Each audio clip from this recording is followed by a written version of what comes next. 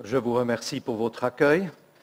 J'ai volontiers accepté de faire un petit détour par Nice avant de remonter à Paris cet après-midi. En fait, je suis venu hier pour participer à l'enseignement qui est donné dans le cadre du Centre de formation régionale pour implanteurs à Antibes. Je suis déjà venu au printemps. J'apprécie beaucoup ce que Philippe Perria d'Aix-en-Provence a mis en place. En fait, c'est un système que nous avons créé au niveau national. Quand je dis nous, c'est au nom du CNEF, donc le Conseil national des évangéliques de France, qui regroupe un très grand nombre d'églises de France métropolitaine et des DOM-COM.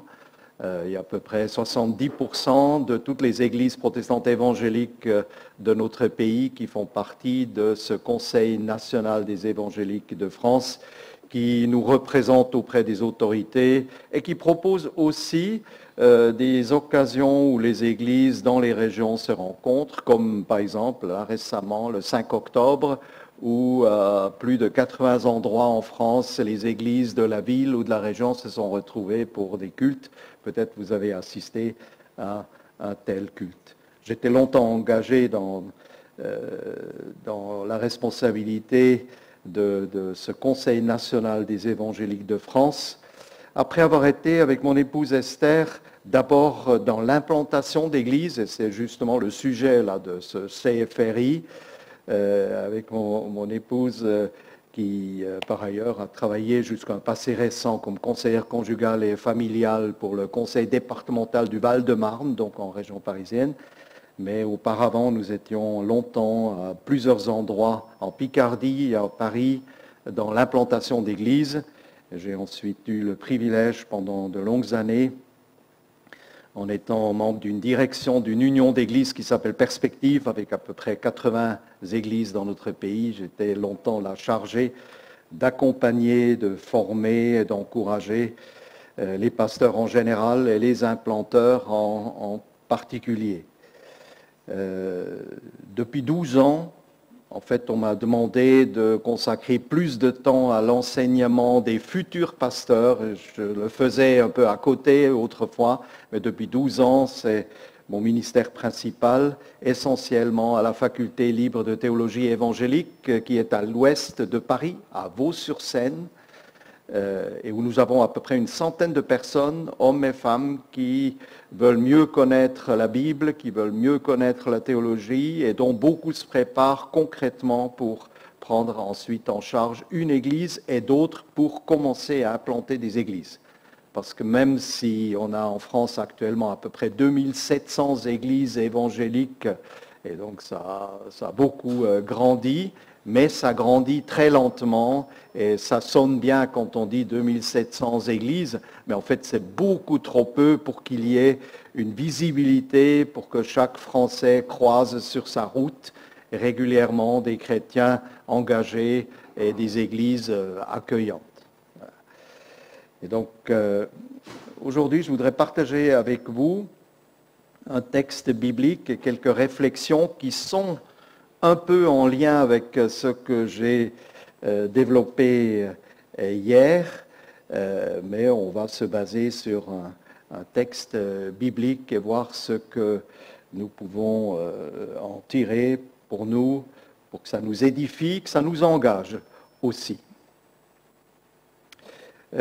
J'étais il n'y a pas longtemps invité pour prêcher dans un culte en commun. Je viens de dire que ça se fait régulièrement. Donc c'était avec très grand plaisir que j'étais dans un culte en commun dans l'est de la France.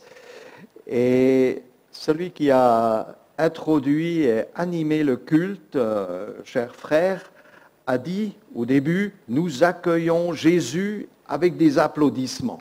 Bon, là, ça a déclenché donc une joie dans la salle. Nous accueillons Jésus avec des applaudissements. Alors, je ne critique pas ce frère, mais cette phrase-là me laisse vraiment songeur. Depuis des années, je l'entends de temps en temps quand je vais visiter une église. J'ai la chance d'être invité à pas mal d'endroits dans différents milieux évangéliques. En fait, qui accueille qui lorsque nous sommes ensemble dans le culte? C'est ça la grande question. Qui accueille qui? Est-ce que c'est nous qui faisons nos petites affaires et nous invitons Jésus à venir, ou est-ce que c'est lui qui nous invite? Je comprends très bien ce que le frère voulait dire. Il voulait dire « Réjouissons-nous, Jésus est au milieu de nous ». Donc voilà, j'ai bien compris qu'il y avait ça derrière. Mais concrètement, il reste cette question. Mais qui invite qui? Hier, au CFRI, et déjà au printemps, on a parlé de l'Église en rappelant que cette Église, contrairement à ce que nous pensons parfois spontanément, cette Église, elle n'est pas seulement Église quand nous sommes réunis dans une belle salle comme la vôtre, mais l'Église est aussi et surtout l'Église en semaine, là où chacun de nous est. Les chrétiens authentiques sommes comme une petite parcelle de l'Église dans leur quartier, dans leur usine, dans leur université, dans leur école, dans leur famille. L'Église n'arrête pas d'être Église quand le culte est terminé. Nous faisons parfois comme si ça s'arrêtait, puis il y aura peut-être encore une étude biblique ou une réunion de prière en semaine, mais sinon, l'Église, c'est essentiellement ce qui se passe quand nous sommes ensemble. C'est un immense privilège d'être dans un pays où on a la liberté de se réunir, ça a été rappelé tout à l'heure. Mais l'Église, ce n'est pas que cela. L'Église, c'est aussi et surtout chacun de nous en semaine, et c'est d'ailleurs très important qu'on ne soit pas tout seul, mais qu'on prie les uns pour les autres, concrètement, qu'on fasse connaissance des amis des autres. On ne peut pas le faire avec tout le monde, mais il faut peut-être organiser un peu des petits groupes ou des sous-groupes. C'est très important que l'Église continue à vivre aussi en semaine. Pour la plupart des chrétiens, leur ministère ne se déroule pas dans les quatre murs de l'Église. Ils viennent pour profiter de ce qui est apporté par le Seigneur lui-même, par sa parole, par l'action de son Saint-Esprit, par la communion fraternelle. Nous venons de prendre la Sainte Seine, un moment particulier de la présence de Jésus. Pour la plupart des chrétiens, ils viennent ensemble pour être nourris par ce que nous vivons quand nous sommes ensemble et le Seigneur est au milieu de nous. Mais ensuite, leur ministère, il se déroule à partir du lundi dans la semaine. C'est ça le ministère. Et donc, c'est difficile, ou ce n'est pas exact d'un point de vue biblique, de séparer les deux choses. Et c'est de cela que je voudrais parler maintenant. Premièrement, qui sert qui? Jésus dit très clairement aux disciples, Jésus a dit qu'il n'était pas venu pour être servi, mais pour servir et donner sa vie comme rançon pour beaucoup. Marc 10, 45. Qui sert qui? Je voudrais maintenant qu'on médite un texte qui est une réponse à cette question que les disciples avaient déjà à l'époque. Comment ça se passe? C'est tellement anormal, Jésus, que tu viens nous servir. Lisons Jean 13, 1. Si vous avez la Bible, vous pouvez suivre avec moi. J'utilise la traduction de la Bible du Semeur. Sinon, vous pouvez simplement écouter, je lis le texte. Donc, l'évangile de Jean 13, verset 1, Jésus, il est là avec ses disciples. C'était juste avant la fête de la Pâque. Jésus savait que l'heure était venue pour lui de quitter ce monde pour s'en aller auprès de son Père. C'est pourquoi il donna aux siens qu'il aimait et qui étaient dans le monde une marque suprême de son amour pour eux. C'était au cours du repas de la Pâque, déjà le diable avait semé dans le cœur de Judas, fils de Simon Iscariote, le projet de trahir son maître et de le livrer. Jésus savait que le Père avait tout remis entre ses mains, qu'il était venu d'auprès de Dieu et allait retourner auprès de lui. Il se leva de table. Pendant le dîner, posa son vêtement et prit une serviette de lin qu'il se noua autour de la taille. Ensuite, il versa de l'eau dans une bassine et commença à laver les pieds de ses disciples, puis à les essuyer avec la serviette qu'il s'était nouée autour de la taille. Quand vint le tour de Simon-Pierre, celui-ci protesta. « Toi, Seigneur, tu veux me laver les pieds? Jésus lui répondit, ce que je fais, tu ne le comprends pas pour l'instant, tu le comprendras plus tard. Mais Pierre lui répliqua, non, tu ne me laveras pas les pieds, sûrement pas. Jésus lui répondit, si je ne te lave pas, il n'y a plus rien de commun entre toi et moi. Dans ce cas, lui dit Simon-Pierre, ne me lave pas seulement les pieds, mais aussi les mains et la tête. Jésus lui dit, celui qui s'est baigné est entièrement pur, il lui suffit de se laver les pieds. Or vous, vous êtes purs, mais pas tous. Je vais un peu plus loin, à la fin du verset 12. Avez-vous compris ce que je viens de vous faire, dit Jésus. Vous m'appelez Maître et Seigneur, et vous avez raison, car je le suis. Si donc moi, le Seigneur et le Maître, je vous ai lavé les pieds, vous devez vous aussi vous laver les pieds les uns aux autres. Je viens de vous donner un exemple pour qu'à votre tour vous agissiez comme j'ai agi envers vous. Vraiment, je vous l'assure, un serviteur n'est jamais supérieur à son maître, ni un messager plus grand que celui qui l'envoie. C'est quand même extraordinaire ce qui se passe ici. Et Jésus, très souvent, en fait, a enseigné les disciples, parfois par des paraboles très imagées, tirées de la vie quotidienne, et parfois carrément par des gestes qu'il a, lui, effectués devant eux et ici en leur faveur. Extraordinaire.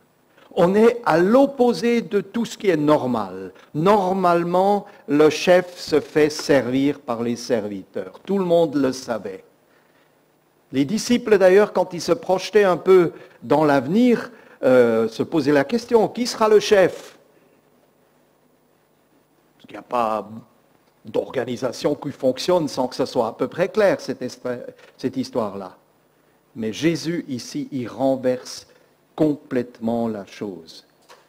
À ce moment-là, et en lien après avec la Sainte Seine que nous venons de célébrer, donc à ce moment de l'ouverture de la fête, il lave les pieds de ses disciples. Et on comprend que Pierre soit choqué. C'est pas à toi de me servir, c'est pas à toi de me laver les pieds, c'est l'inverse, c'est moi qui dois le faire. Et voyez-vous, dans le monde entier, et nous aussi, on est au départ orienté comme ça. On voudrait faire plein de choses pour Dieu, idéalement même mériter le salut ou presque. Et même les évangéliques qui savent que ce n'est pas ainsi, on reste quand même avec ces tendances naturelles de vouloir faire des choses. Et nous sommes capables de même transformer par le culte en quelque chose que nous devons faire ou que nous faisons. C'est une des leçons les plus difficiles à apprendre, c'est de laisser le Seigneur nous servir. Et on tremble presque en le disant, n'est-ce pas? Jésus est venu pour servir. Il est venu pour nous servir, nous, les chrétiens, ceux qui ont déjà accepté et compris ce message de gloire du Seigneur. Et il veut aussi servir le monde pour que plus de personnes encore le connaissent et entrent dans l'adoration du Seigneur. C'est inouï, c'est tout à fait contre-intuitif pour nous.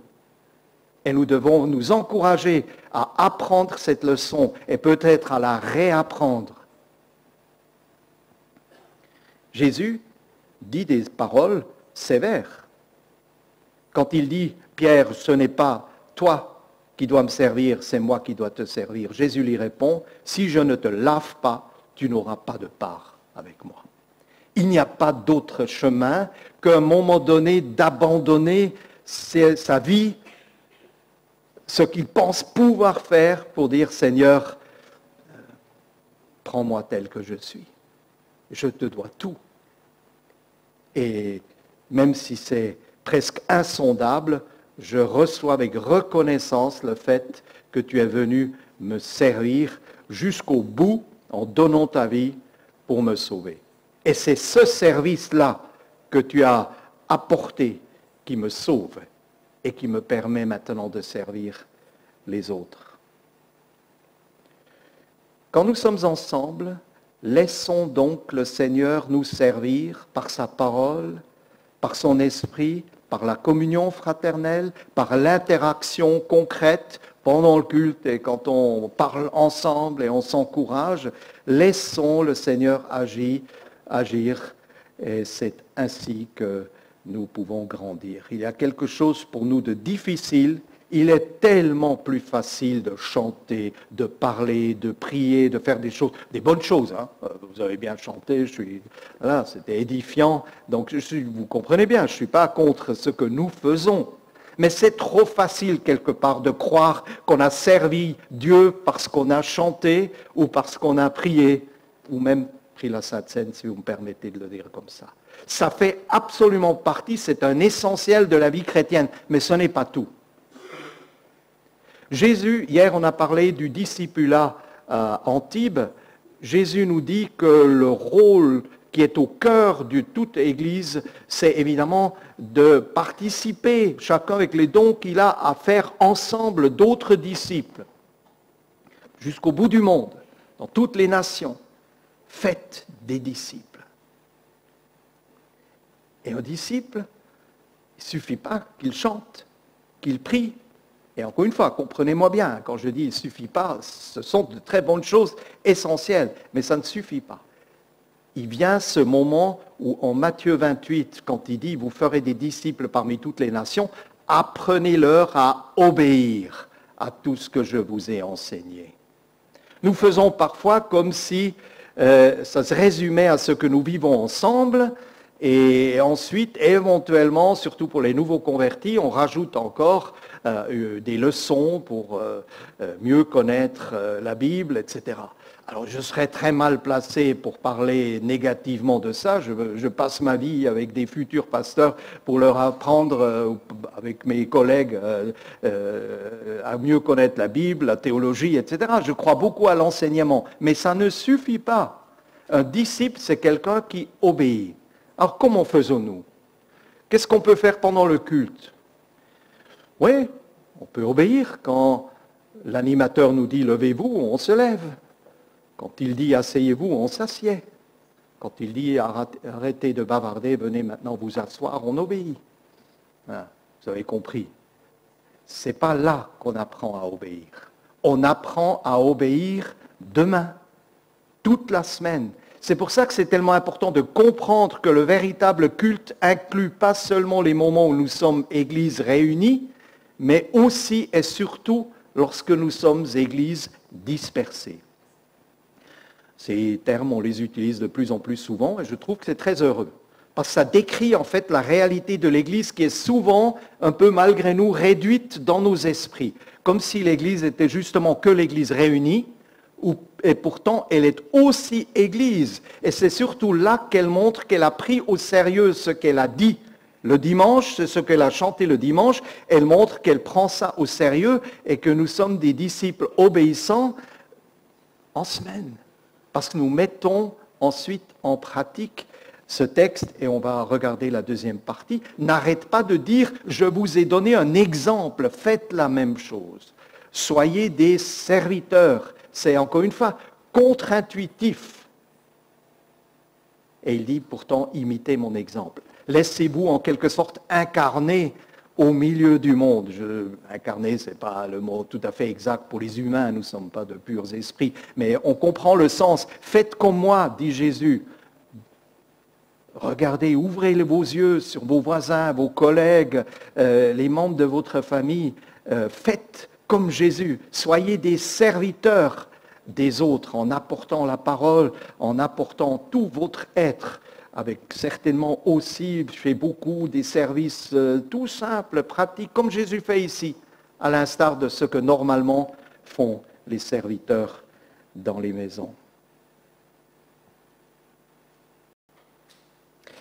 Encore une fois, il est tellement plus facile de vouloir servir en chantant, en priant, que de comprendre que nous devons nous laisser servir. En quelque sorte, il y a ce double mouvement, on reçoit et on donne.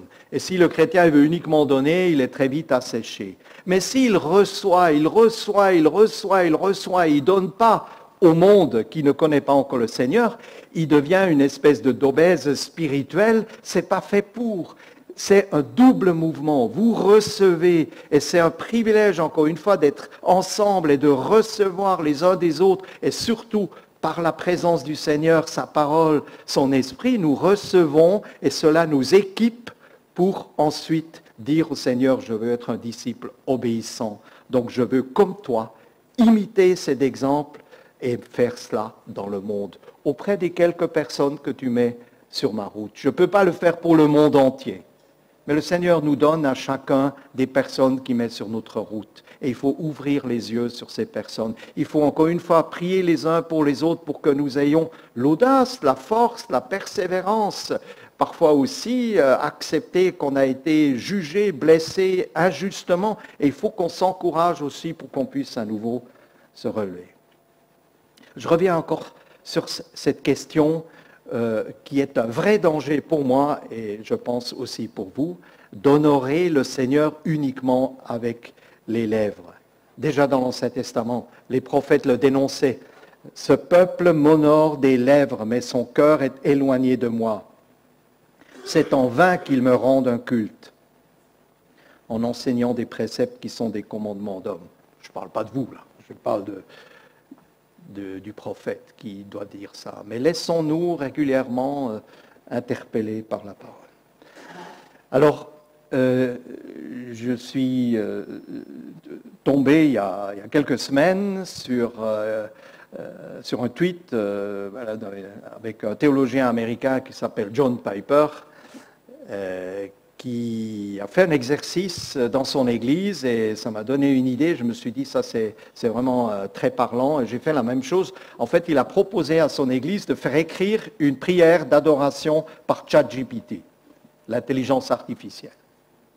Et donc, je me suis dit, oui, ça peut nous parler, ça me parle à moi. Et donc, j'ai fait écrire pour vous une prière d'adoration par ChatGPT.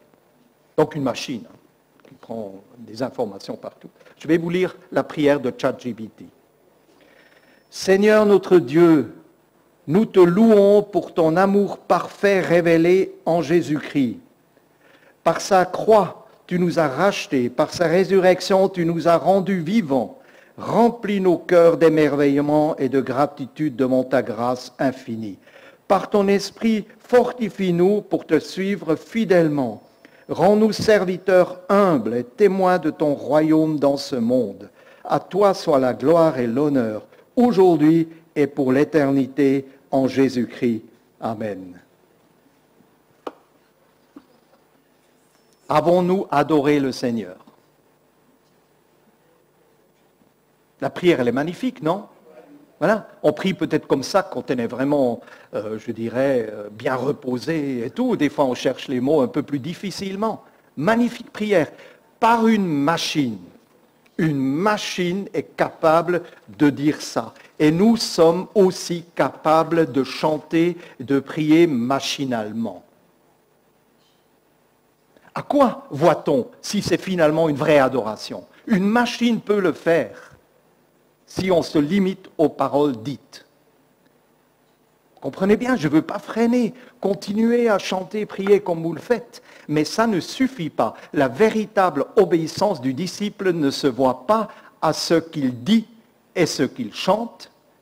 Certains pensent qu'il faudrait chanter encore plus fort et encore plus longtemps, etc. Moi, j'aime bien quand j'arrive dans une église où on chante aussi bien que chez vous. Rien contre ça. Mais ça ne suffit pas. Il faut à un moment donné que ces choses-là s'incarnent dans la vie de tous les jours. Je l'ai dit tout à l'heure, hier on a parlé plus longuement de cette obéissance du disciple.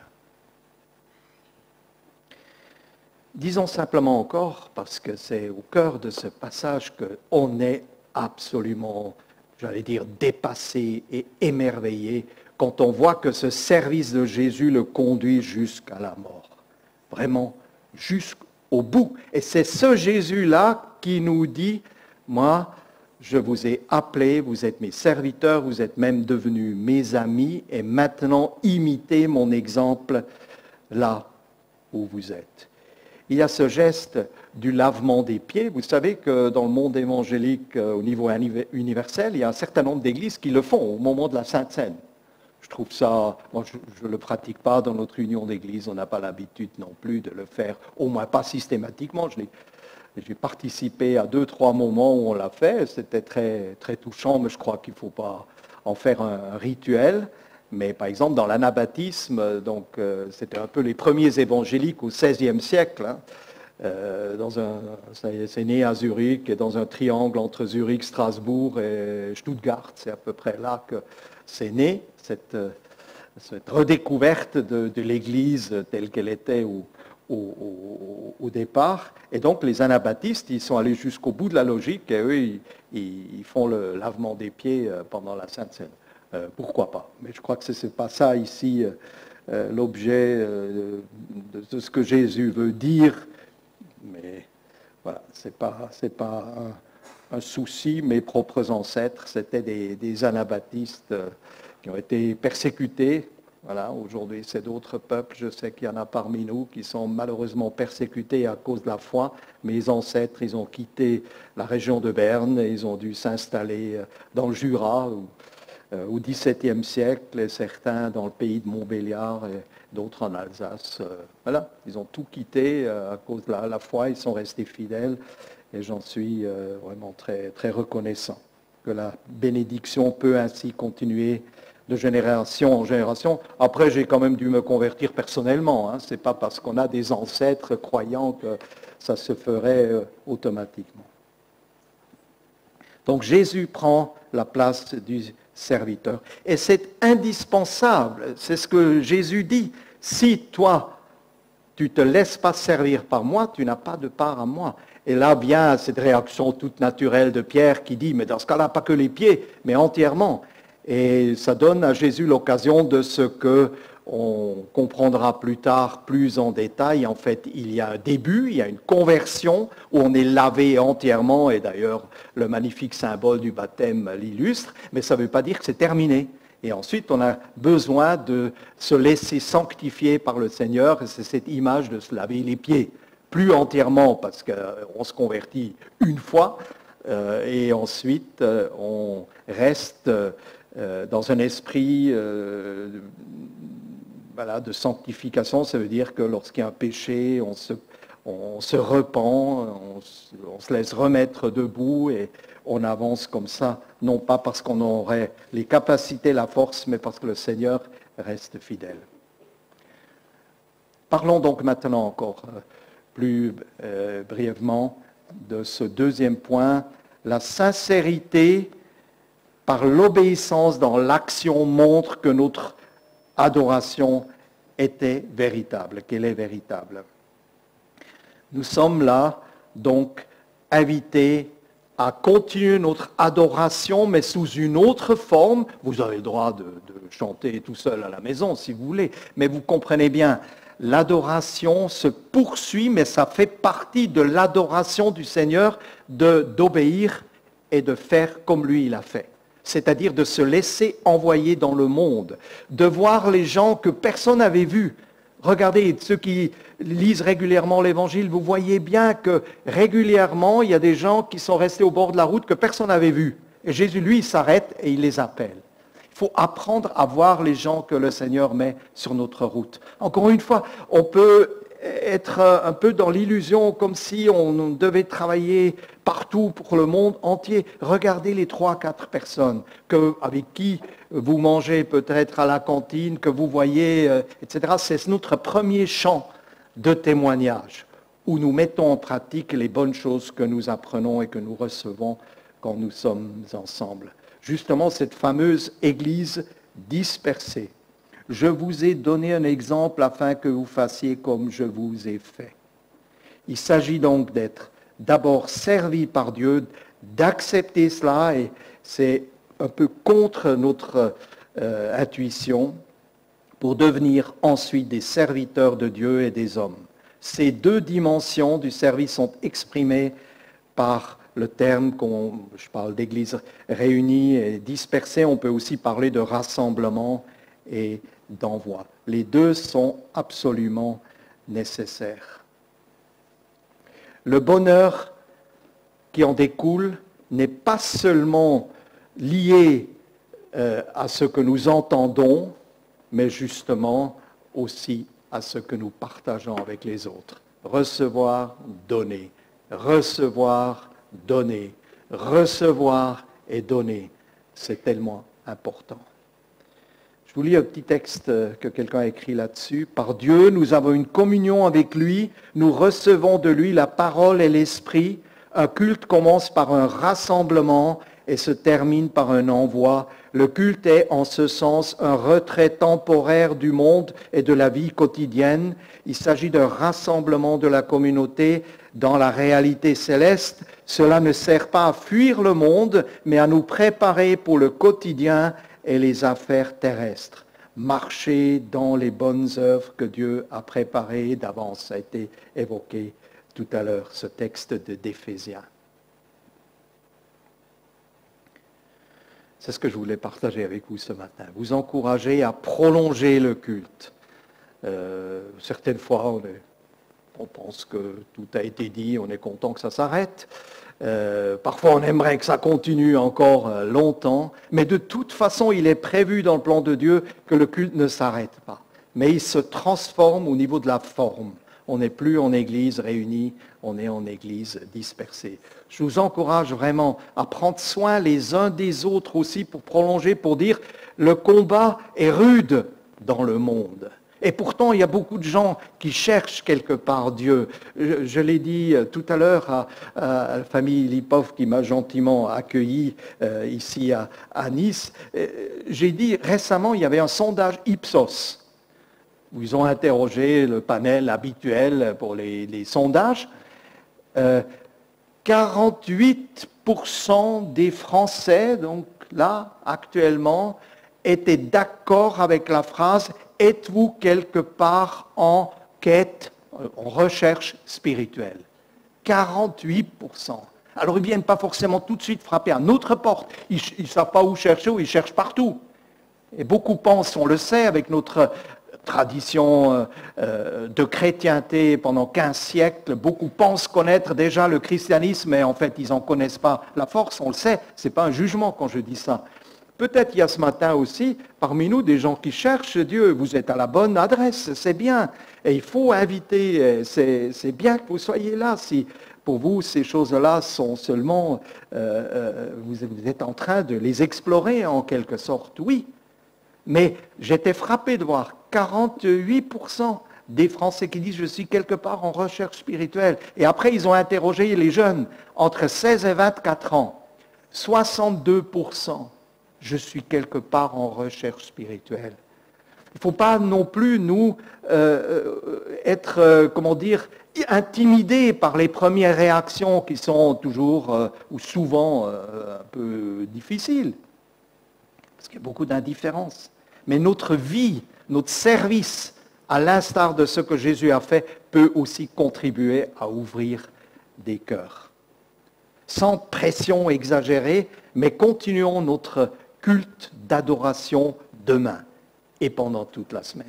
C'est dans ce va-et-vient que nous pouvons aussi grandir en tant que disciples. Que le Seigneur vous bénisse. C'était un plaisir pour moi de passer un peu de temps avec vous et j'espère que vous continuez à rayonner en tant que communauté réunie et dispersée dans cette belle ville de Nice. Vous avez de la chance, vous, hein? Quand on vient de région parisienne, voilà. Mais bon, profitez-en bien. Merci pour votre accueil encore.